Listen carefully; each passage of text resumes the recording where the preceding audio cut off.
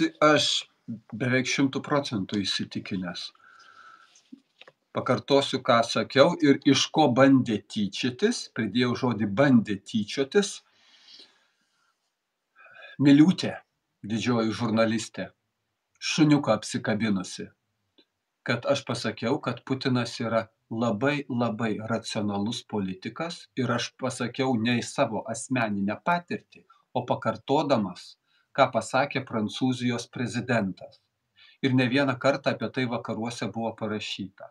Ir Putinas ne vieną kartą deklaravo, kad jisai supranta, kad keičiasi žmonės, keičiasi vadovai ir Rusija privalo dirbti su tais vadovais atskirų nepriklausomų šalių, kurie yra.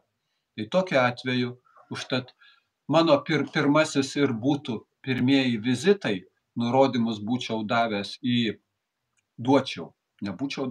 duočiau į Vengriją arba Rusiją ir kas pirmieji suorganizuoja, taigi visi žmonės užsiėmę, ten ir važiuoju.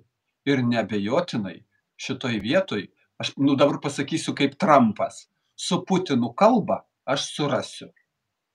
Nes aš toks buvau, kad labiau reikia loginiais argumentais susitarti, o emocijos tegul būna šone.